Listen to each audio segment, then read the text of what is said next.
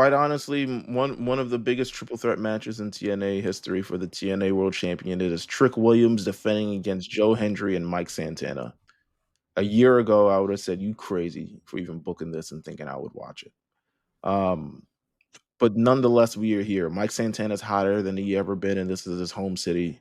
Joe Hendry is clearly on the way out. Most obviously. And Trick Williams, again, has really managed to find himself in the fold of this heel thing. Trick Williams wins the TNA World Championship. Tom Phillips makes a great note on commentary to say both TNA World Championships are now held by NXT superstars. What does this mean as we move forward to Bound for Glory? And people, no one heard that. People lost their minds. People was like, look at how WWE is doing TNA. People wasn't sure of like how they could not crown Mike Santana in this moment. Mind you, it's a triple threat match. God damn, isn't it? I mean, and Mike Santana didn't even get pinned, from what I understand. No, he didn't. Yeah, it was Joe Hendry who got pinned. Mike Santana actually hit the final move. Joe Hendry goes down.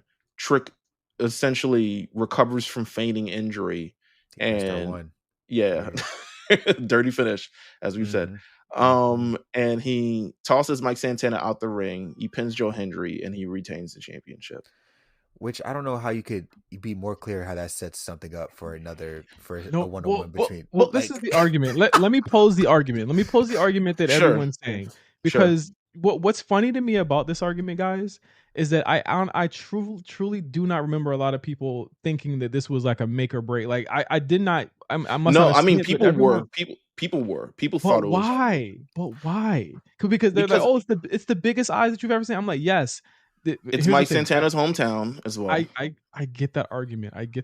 But here's the thing: when you have the biggest eyes and the biggest attention, unless you've been crafting a storyline for more than this long, that's not your biggest audience. It's not that. That's you take this audience on a ride. This is the beginning of the story. And people think it was the end. It was not the beginning of the story. It's not the beginning of the story for him. Let me ask you a question. Do you still think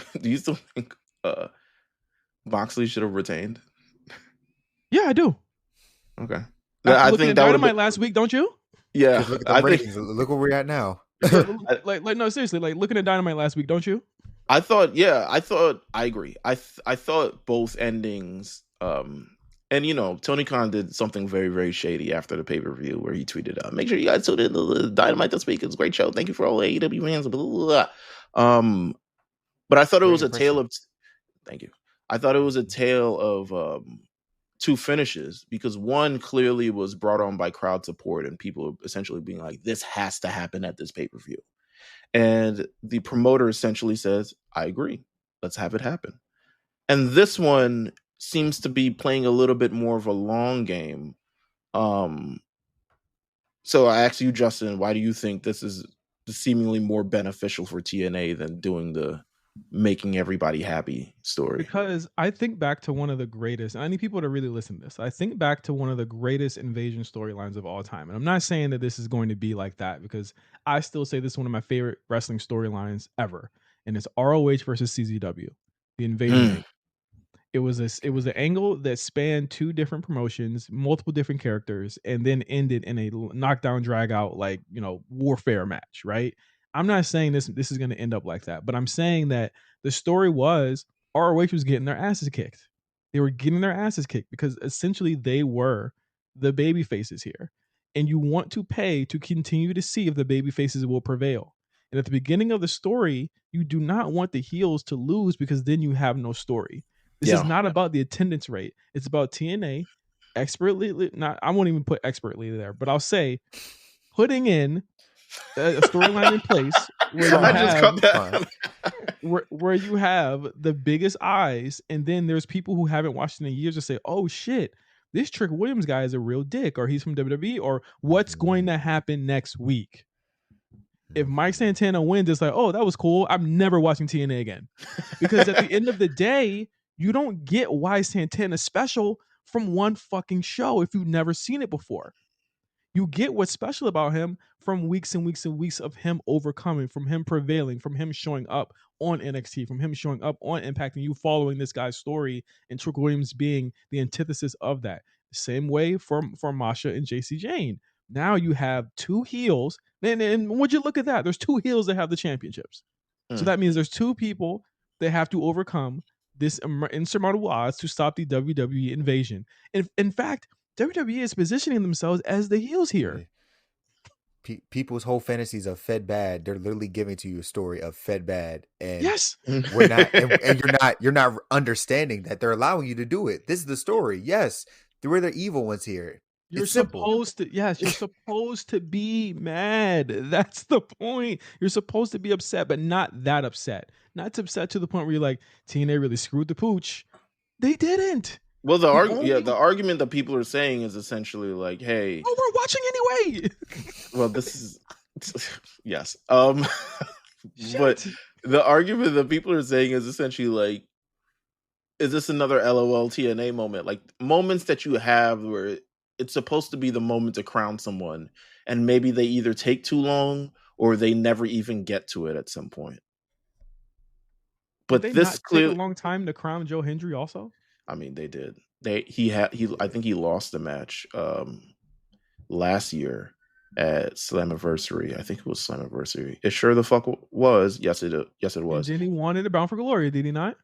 Mm-hmm. Let me look it up. I'm acting like I know. And then that led to one of the. He did not win at Bound for Glory. He ends up winning. He won it eventually. He ends up winning it at where. So they made him wait longer. Yeah, they made him wait longer. But that's the thing. I don't think that'll happen because, like, again, you don't want Trick, who could be called up tomorrow. You know what I'm saying? To effectively. As we saw. That's what I'm saying. Like it. These things can end at any time, right? But at the end of the day, my whole point is, don't get so lost in your emotions that you're forgetting that, like, this is a TV show that they have to fill time for every single week. You know what I'm saying? This is a TV show that they have to create a story for. If you want Mike Santana to be that Jey Uso type babyface that you guys say that he is, we'll let people like me who don't watch the show. I don't even watch it, and I was just like, I knew Trick was going to win because that's the most sensible thing they could do. You bring the eyes into the product, and then you say, follow us on this journey real quick, and you'll get to see this Mike Santana guy grow, and you'll get to see Trick Williams grow as well, and throw these roadblocks in his way because he didn't get pinned. He didn't look stupid. And then he said, he went on, what did he go on the mic right afterwards and say, oh yeah, I'm going to win this title for y'all. He's still going to go after it. This is my thing too. Y'all just saw this story play out 2 years ago at WrestleMania. Y'all just saw this happen. Y'all just saw it. And I'm not saying WWE is on the same level of TNA, but like people had the same reaction. They said, well, how the fuck is it? This was the biggest time they could do it. This was the greatest thing. No, they made a better finish. They made a better ending of the story. And why don't y'all just wait? Let it play out. Again, and I hate to be defending TNA, but let it fucking play out. But I understand. I understand the apprehension though, because TNA has burned so many people for decades. It's the reason I don't watch. It's the reason Meelz you probably didn't watch. Bosa as well. Like they've burned people so much, and I understand that there's apprehension about how they're going to land this plane. LOL TNA is a real thing. Like it is. But I think that this finish was far from LOL TNA. There's been worse TNA finishes that you guys are forgetting about. This is actually the one that makes sense. Because no one here still looks stupid. Like, again, Mike got the finish off. It's a simple story. I don't get it, man. Either way, Trick Williams, I think, is ready. I think he's finally there.